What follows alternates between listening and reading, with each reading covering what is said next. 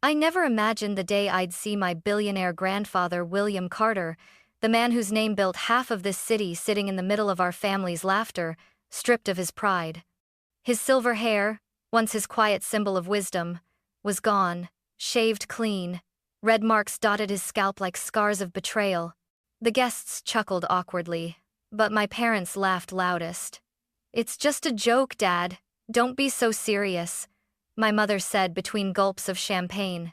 My father grinned, soaking in the attention.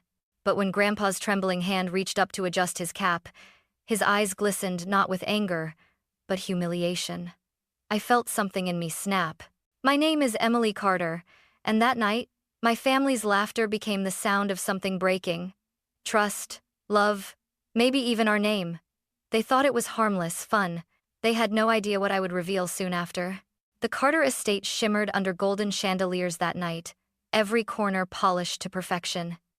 My mother, Linda, had spent weeks planning my father's 50th birthday party: silk tablecloths, a live jazz band, and a guest list full of business partners eager to please. It wasn't just a celebration, it was a performance, a show of success. But as the night unfolded, something felt off. My father, Richard Carter, was all smiles, shaking hands, raising glasses, while my mother floated around in her sequin dress, making sure everyone saw her as the Queen of Carter Industries. And then, right when the music softened and people turned toward the grand staircase, he appeared. Grandpa William. He descended the steps slowly, his cane tapping against the marble, his tailored suit immaculate as always. But it wasn't his clothes that made everyone go silent. It was his head, completely bald. His scalp was freshly shaven, dotted with faint red cuts. At first, people thought it was some kind of statement, maybe a charity gesture, maybe illness. But before anyone could speak, my mother laughed loud, shrill, like a glass cracking in the silence. "Oh my God, Dad, you actually did it," she said, clutching her champagne flute. "I told you it would make you look younger." Laughter followed, hesitant at first, then stronger as my father joined in. "It's the new trend," he added, patting Grandpa's shoulder. "Billionaires everywhere are doing it." Grandpa smiled faintly, but said nothing. His eyes flicked around the room, searching for something, maybe a hint of decency, maybe an escape. I stood frozen by the buffet table, my stomach twisting. The man who once commanded boardrooms, who carried himself with quiet dignity, now looked small and exposed under the party lights. I rushed over, taking his arm gently. "Grandpa, let's sit down. You don't look well." Before he could respond, Mom's voice sliced through the air. "Emily, stop being so dramatic. It's just hair, not a funeral." The guests laughed again, unsure which side to take. Grandpa's hand tightened around his cane. "It's all right, dear," he said softly, his voice steady but distant. "Your mother's right. I'm just tired." I led him to a corner chair anyway, away from the laughter. I noticed a small nick near his ear, as if someone had done it in haste, without care.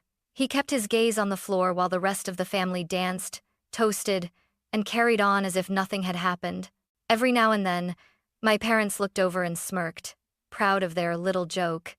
But behind Grandpa's faint smile, I saw something deeper, the quiet heartbreak of a man realizing that the family he built no longer respected him. When the night finally ended, the floor was littered with confetti and half-empty glasses. I offered to drive him home, but he shook his head. "No need, Emily," he said quietly, buttoning his coat. "I've learned what I needed to tonight." He left without saying goodbye to anyone. My parents didn't even notice. As I watched him disappear into the cold night, something inside me burned a promise forming in the silence. They called it a joke, but I knew it was the beginning of something much bigger. The next morning, sunlight poured through the kitchen windows, glinting off the rows of empty wine glasses and half-eaten cake. My parents were already seated at the counter, Mom scrolling through her phone, Dad nursing a cup of black coffee. Their laughter from the night before still seemed to hang in the air, thick and sour. "Morning, sweetheart," Mom said without looking up. "You were a bit tense last night, weren't you?" Everyone noticed. "Tense?" I repeated, my voice sharper than I intended. "You shaved Grandpa's head and humiliated him in front of everyone." Mom blinked, then laughed. "Oh, Emily, Don't be so sensitive. It was just a prank. He even smiled. He smiled because he was ashamed. I snapped. Do you realize what that looked like? People thought he was sick. Dad folded the newspaper and sighed. You're exaggerating. Your grandpa's tougher than you think. He's been through worse. I stared at them both, two people who had built their entire lives around his money, now pretending the night's cruelty was some harmless joke. The hypocrisy made my stomach turn. As I walked toward the door, Mom called after me. Oh, and don't tell anyone about this drama, okay? We have an image to protect. That word image echoed in my head as I drove across town to Grandpa's mansion. When the butler opened the door, the smell of cedarwood and old books wrapped around me like a memory. Grandpa was sitting on the veranda, wearing a soft gray sweater and a flat cap that hid his bald scalp. He looked smaller, older, but his eyes were still sharp. Emily, he greeted me with a faint smile. You came early. I had to, I said, sitting beside him. Grandpa, why didn't you stop them? Why let them do that to you? He took a slow sip of tea before answering. Because sometimes, my dear, silence reveals more than words ever could. I frowned.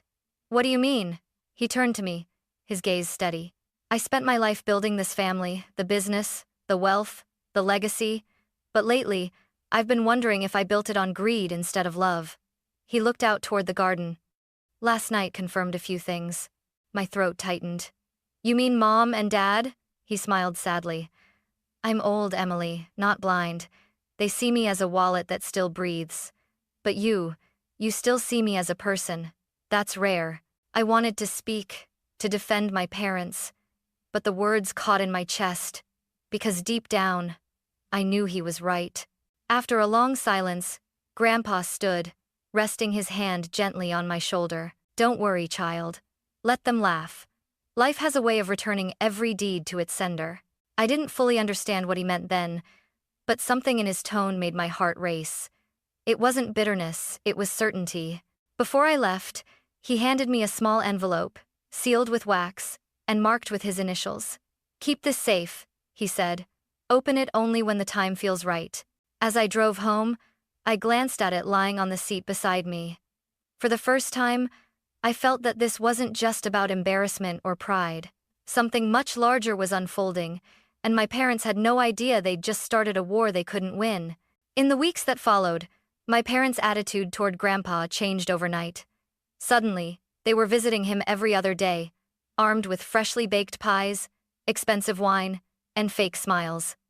Mom started calling him Dad again instead of William, her voice dripping with false sweetness. One evening, I overheard them whispering in the living room, their voices low but sharp enough to cut through the silence. We need to fix this, Mom hissed. He's been acting cold ever since that stupid party. If he changes the will now, we're screwed. Relax, Dad muttered. He's just sulking. Once he realizes he needs us, he'll come around. I stood frozen behind the wall, my heart pounding. He doesn't need you. I wanted to shout. You need him. When they noticed me standing there, Mom's smile flickered. Eavesdropping now? She said lightly. You've been spending too much time with your grandpa, Emily. Don't let him fill your head with nonsense. But her tone betrayed her a tremor of fear beneath the arrogance. That weekend, I went to visit Grandpa again. His mansion was quiet, almost too quiet. He greeted me with a calm smile, yet I could see something stirring behind his eyes. Not sadness, but intent. He poured me tea and said, Your parents have been visiting quite a lot lately. I hesitated. They're worried about you, he chuckled softly. Worried about me, or worried about losing what they think is theirs. I lowered my gaze. There was nothing I could say to defend them anymore. He leaned forward, his voice softer now. Emily, do you remember what I taught you about value? Yes, I replied quietly. That money doesn't reveal character, it exposes it. He smiled faintly. Good. Keep remembering that. Then he handed me another envelope smaller, newer, and placed it carefully into my palm. Keep this with the first one, he said. You'll understand soon. I tried to ask what it was, but he only added, Patience, my dear. Truth takes time. Later that week, my parents hosted a dinner at our house. They were all charm and laughter again, bragging to friends about how close they'd become with Grandpa lately. "He's finally starting to relax," Dad said. "The old man even said he might make some changes to the estate."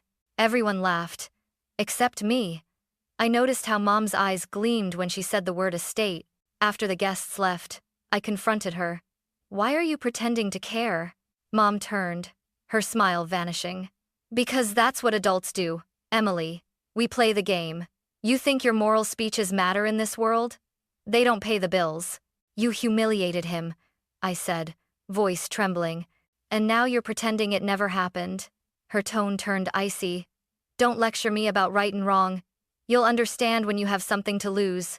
I wanted to scream, but instead, I left the house, driving aimlessly through the night until I ended up in front of Grandpa's gate again. He was on the porch, as if expecting me. "They showed their hand already, didn't they?" he asked gently. I nodded, tears stinging my eyes. "They only care about the money." Grandpa reached out, holding my hand firmly. "Then maybe," he said quietly, "it's time they learn what happens when they laugh at the wrong man." His tone sent chills down my spine. It wasn't anger. It was resolve, the kind that meant something big was about to happen. 2 weeks later, my mother decided to host yet another party this time. A small family dinner to, as she said, smooth things over. But I knew better.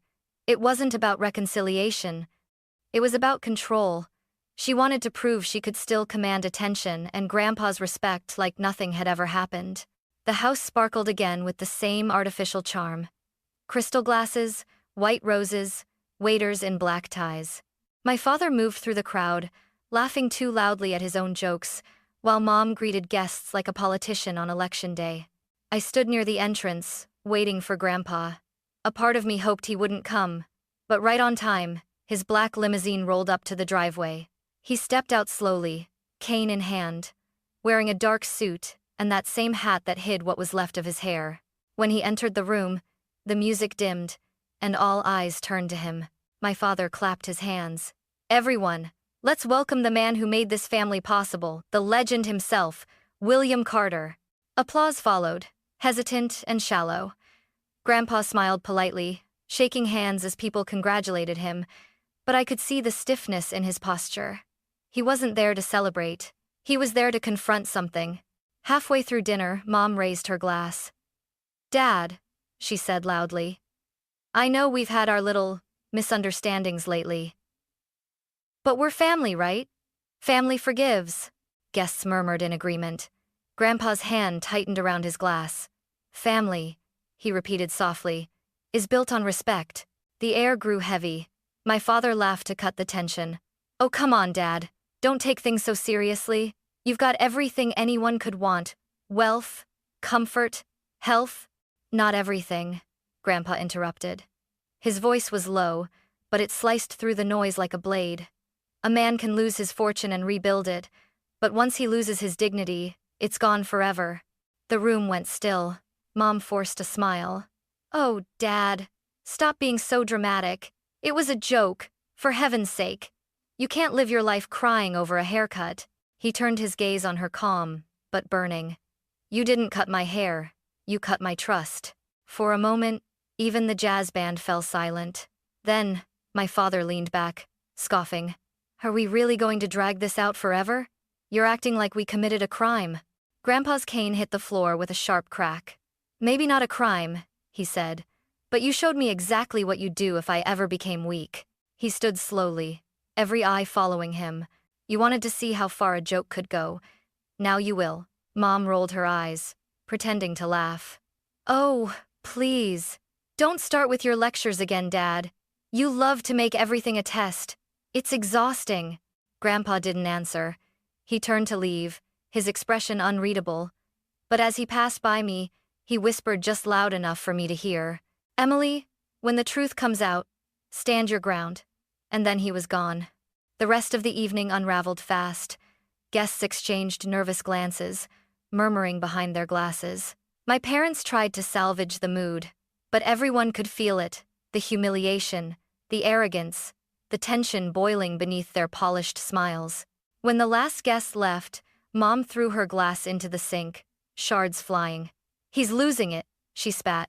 He's trying to turn you against us, Emily. I stared at her, stunned. You don't need his help to do that. Dad's voice thundered behind me. Watch your tone, young lady. But I didn't flinch. You both crossed a line you can't uncross, I said quietly. You took a man's pride and turned it into a party joke. Dad's face turned red. He's old. He needs to learn not everything is about him. Mom folded her arms. You think you're better than us? You're just a child who doesn't understand how the world works? I looked at them, the people who raised me, now strangers behind their masks of entitlement. No, I said, my voice steady. I understand perfectly. You care about money more than people. And soon, you'll find out what that costs. I left before they could answer, heart pounding. The night air felt electric, like the calm before a storm. Somewhere deep down, I knew Grandpa's words weren't just a warning. They were a promise. Something was coming, something that would shatter everything my parents thought they owned. A week later, a thick white envelope arrived at our house sealed with the gold crest of Carter Industries. Mom tore it open, expecting another invitation to one of Grandpa's business galas. Instead, her face drained of color as she read the elegant cursive inside. You are cordially invited to a private announcement at the Carter estate this Friday. Attendance mandatory for family members. Dad frowned. Mandatory? What is he up to now? Mom tried to laugh, but her voice cracked. Probably another lecture. The old man loves his theatrics. I said nothing, but my stomach tightened. Grandpa's words from the last party echoed in my mind. When the truth comes out, stand your ground. Friday came with gray skies and thunder rumbling somewhere in the distance. The atmosphere around the Carter mansion felt different this time, colder, heavier. Only family and a few legal advisors were present. A long mahogany table stretched across the dining hall, and at its head sat Grandpa William, tall and composed, dressed in his usual dark suit. When my parents walked in, he greeted them with a polite nod, nothing more. Please, sit, he said calmly. We have important matters to discuss. Mom tried to keep things light. Dad, you didn't need to summon us like this. You could have just called. Grandpa didn't smile. I've tried calling for years, Linda. You just never listened. Dad cleared his throat. Let's just get to the point. What's this about? Grandpa placed a folder on the table. It's about what truly belongs to this family and who's proven they deserve it. Mom's eyes flickered. You're not talking about the company, are you? He opened the folder slowly, revealing pages stamped and notarized.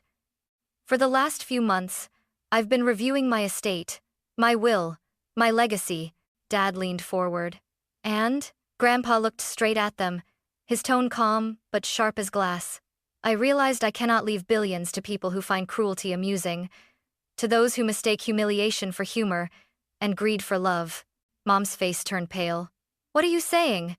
I'm saying, he continued, that effective immediately, Carter Industries, my real estate holdings, and all associated assets are being transferred to Emily Carter. The room exploded. Mom shot up from her chair. What? Dad slammed his palm on the table. This is ridiculous. She's a child. She can't run an empire. Grandpa stayed seated, unbothered. She doesn't have to run it yet, but she'll have the means to protect what you tried to destroy dignity. I froze. My heart thudded so hard I could hear it in my ears. Grandpa, I don't... He turned to me, his expression softening. Emily, open the envelope I gave you. My hands trembled as I reached into my bag and pulled out the wax-sealed envelope he'd given me weeks ago. I broke the seal.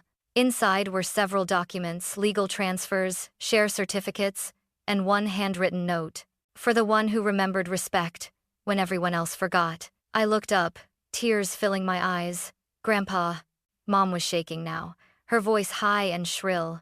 You manipulated him, didn't you? You've been poisoning his mind against us. Dad's tone turned dark. We took care of you when no one else would. You owe us. Grandpa's cane struck the floor, the sound echoing like thunder. Enough. The room fell silent. His voice, though trembling, carried the force of decades of authority. I owe you nothing, he said slowly. I gave you a chance to show love. Instead, you showed me greed. You humiliated me, laughed at me, treated me like a joke. You thought my silence meant weakness. He turned to me, his eyes soft again. But Emily? She listened. She saw the man, not the money. Mom's lips trembled. Dad, please, you can't just cut us out. We were stupid, okay? We made a mistake. We'll apologize. An apology means nothing when it comes after the inheritance, Grandpa said coldly. You laughed when I was stripped of my dignity. Now you'll learn what it feels like to be stripped of comfort. Tears rolled down Mom's cheeks. Please, don't do this. We're family. Grandpa's voice softened, but there was no hesitation. Family isn't a title, it's a choice. And you chose money over me. Dad stood, furious. You're ruining this family. Grandpa's reply was calm, final. No, Richard. You already did. As the lawyers confirmed the legalities, the sound of pen scratching paper filled the air, quiet, cold, irreversible. I sat motionless, torn between heartbreak and awe. When the signing was done, Grandpa handed me the final document. Everything's in your name now, he said. It's yours to protect. My mother collapsed back into her chair, sobbing silently. My father stared blankly at the floor, his face drained of color. Grandpa rose slowly, leaning on his cane. Now, he said quietly, if you'll excuse me, I'd like to spend the evening with the only person in this room who still remembers what love looks like. He turned to me. Emily, shall we go? I nodded, unable to speak. As we walked out together, I heard Mom's voice behind me, broken, desperate. Please, give us another chance. But Grandpa didn't look back. They had their chance, he murmured. Now it's yours. Outside, the rain had started to fall soft, cleansing, relentless. Grandpa looked up at the gray sky, then smiled faintly. You see, Emily, he said, some storms aren't meant to destroy. They're meant to wash everything clean. And in that moment, I understood this wasn't revenge. It was restoration. The night they shaved his head, they thought they'd humiliated a powerless old man. But tonight, he'd shown them what true power looked like. Quiet, deliberate, and just. The next morning, every major financial newspaper carried the same headline: Billionaire William Carter transfers. Entire fortune to granddaughter. The photo beneath it showed Grandpa and me walking out of the mansion side by side, he, in his black coat and hat, me holding his arm as flashbulbs exploded around us. By noon, the story had gone viral. Pundits praised his bold moral stand, while gossip columns speculated about the family scandal of the decade. For my parents, it was a nightmare. Mom's phone buzzed endlessly with calls from friends and reporters. At first, she tried to laugh it off. It's exaggerated, she said to anyone who'd listen. Dad's just reorganizing things. He'll fix it soon. But when her credit cards were declined at a boutique the next day, reality hit. Grandpa had already revoked every allowance, every fund, every connection they'd built their lives on. I found out later that the mansion they lived in wasn't even theirs, it had always belonged to Grandpa's trust. Within a week, the lawyers arrived with a notice. They had 30 days to vacate. I didn't see them until they showed up at the gates of the Carter estate, looking nothing like the glamorous hosts from the party weeks ago. Dad's suit was wrinkled, his hair unkempt. Mom wore oversized sunglasses, her hands shaking. The security guard called me. Miss Carter, your parents are here. Should I let them in? I hesitated, my chest tight. Yes, I said finally. When they entered, the first thing I noticed was their silence. Mom didn't look at me. Dad's eyes darted toward Grandpa, who sat calmly in his study, reading the morning paper. Dad! Mom's voice broke. We just want to talk. He folded the newspaper neatly before speaking. Now you want to talk. Please, she said, her voice trembling. We made a mistake. We were stupid, cruel. We didn't mean to hurt you. Grandpa's eyes softened slightly, but his tone stayed steady. You meant to laugh. You meant to make me small. You only regret it now, because the cost finally came due. Dad took a step forward. Can't you just, I don't know, fix this? The media's tearing us apart. We can't even go out without cameras following us. Grandpa looked at him with quiet disbelief. You're worried about the cameras? I was humiliated by my own children in front of our family and the world. But you're worried about image. Mom burst into tears. Dad, please. We can change. We'll do anything. Just give us another chance. The words hung in the air. For a moment, I thought Grandpa might give in, but he didn't. He rose slowly, resting on his cane. I already gave you one, he said gently, and you turned it into mockery. Then, his gaze shifted toward me. Emily, what do you think? My heart twisted. I looked at them, my parents broken, desperate, stripped of everything but guilt. For a second, I saw the echoes of the people who once tucked me in at night. But then I remembered Grandpa's face that night at the party, the forced smile, the shaking hands, the red marks on his scalp. I took a deep breath. I think forgiveness doesn't mean forgetting, I said quietly. You taught me that, Grandpa. He nodded approvingly. Then let's not forget. Mom wiped her tears. So, that's it? You're really cutting us off? Grandpa's expression softened but didn't waver. No. I'm setting you free. Free to build your own life. Without my money to guide you. Maybe then you'll understand what really matters. Dad clenched his fists, but his voice cracked. And what about Emily? You're turning her into you cold, calculating. Grandpa smiled faintly. No, Richard. I'm teaching her the difference between strength and cruelty. He turned away, dismissing them with quiet finality. You'll have one last payment from the trust, enough to start over. After that, you're on your own. Mom's shoulders shook as she whispered, We don't deserve this. He looked back at her. You're right, he said softly. You don't deserve this, the wealth, the luxury. You deserve a chance to earn your own redemption. They left without another word. I stood at the window, watching their car disappear down the long driveway. The storm that had been brewing for weeks had finally passed, leaving silence in its wake. Not peace, but clarity. Grandpa turned to me. Do you hate them? I hesitated. No, I pity them. Because they'll spend the rest of their lives trying to buy back what they threw away. He smiled sadly. Then you understand more than most adults ever do. He placed a gentle hand on my shoulder. This wasn't about money, Emily. It was about respect.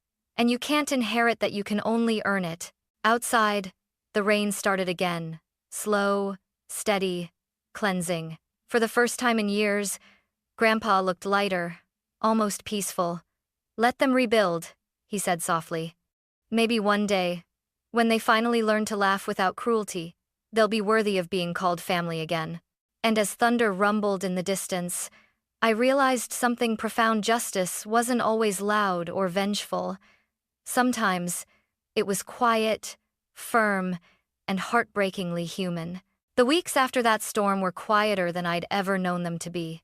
The media frenzy faded, the gossip died down, and the world slowly moved on to its next scandal. But inside the Carter estate, something beautiful was beginning to grow. Peace. Grandpa started spending more time in the sunroom, where the morning light painted the walls gold. He looked healthier, calmer, almost younger. I made it a routine to bring him tea at exactly 7 every morning. He'd sit with his newspaper while I answered emails from the office. For the first time in my life, our conversations weren't rushed or interrupted by phone calls or dinner parties. They were simply ours. One morning, as he watched the sunrise, he said softly, You know, Emily, I don't miss the noise. What noise? I asked, placing his tea beside him. The kind that comes from people pretending to care, he said with a faint smile. Real love doesn't shout.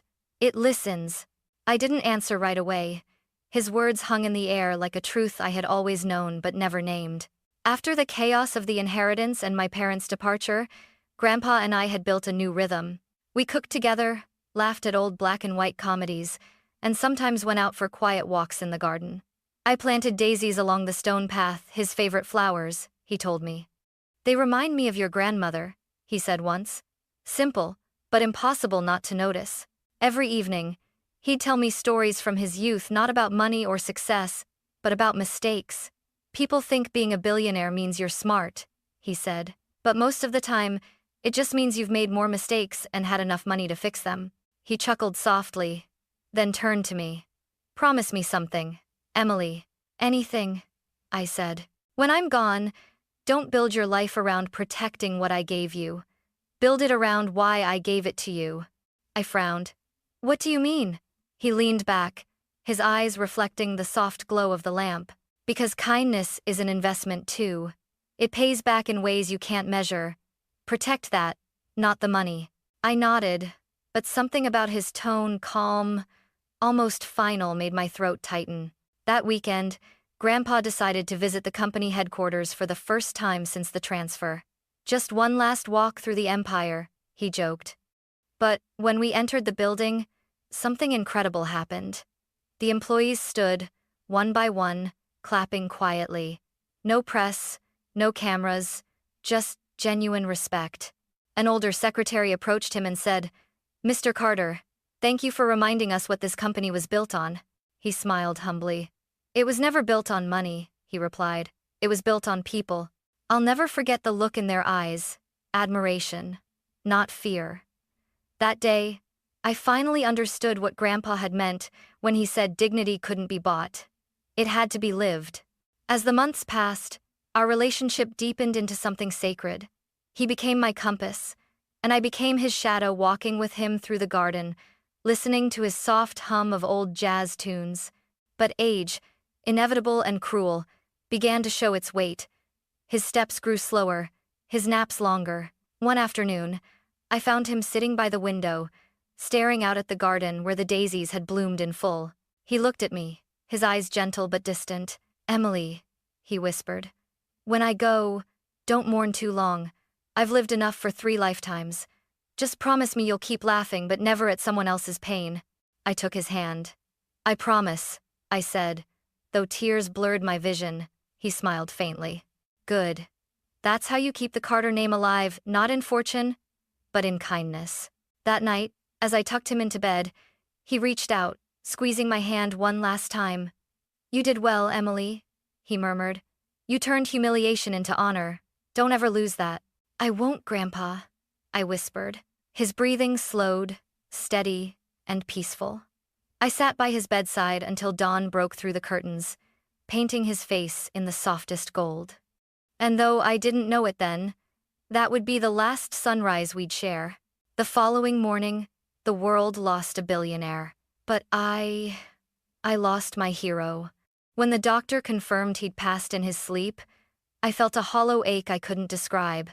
Yet, even through the tears, there was a strange comfort because he'd left exactly as he lived, quietly, with grace. The mansion felt different without him, but the daisies he'd loved swayed gently in the wind, as if whispering his favorite line. "Some storms don't destroy, they cleanse." And as I stood in that garden, I realized he hadn't just left me a fortune. He'd left me a legacy, a lesson that true wealth doesn't glitter. It grows. The funeral was held under a soft gray sky, the kind of day where the clouds hung low but gentle, as if the heavens themselves were bowing in respect. The Carter Estate's garden, once filled with laughter and ambition, was now wrapped in silence. Rows of white daisies lined the path to the marble headstone that bore his name. William Carter, 1939, 2025. He built empires, but his greatest legacy was love. Dozens of people came, former employees, old friends, even competitors who had once tried to outsmart him. But 2 faces stood out among the crowd. My parents. They looked nothing like the glamorous power couple they used to be. My father's once perfect suit hung loose, and my mother's eyes were red-rimmed, her hands trembling as she held a small bouquet of wilted roses. They didn't stand near the front, just watched from the edge of the garden, quiet and hollow. When the ceremony ended, most people came to hug me, offering polite condolences. "He was a great man," they said. "He'll be remembered." But I didn't want his memory to be great. I wanted it to be true.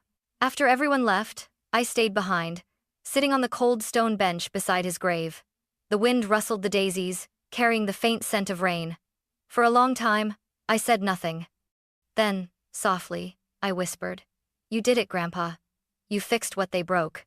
A voice broke the stillness behind me. "Emily." I turned. My mother stood there, fragile, her makeup barely hiding the exhaustion etched into her face. My father lingered a few steps behind, his jaw tight. I didn't move. She took a hesitant step forward. "We just wanted to say, we're sorry." I swallowed hard. Sorry for what? The laughter? The greed?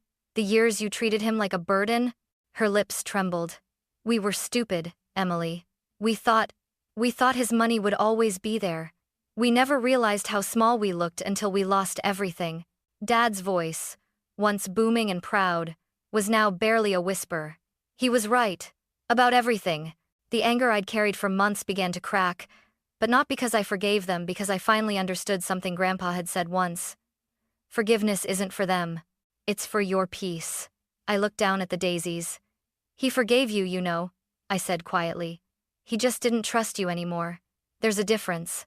Mom nodded slowly, tears spilling down her cheeks. We know, and we'll spend the rest of our lives trying to earn back what we lost. For the first time, her words didn't sound rehearsed.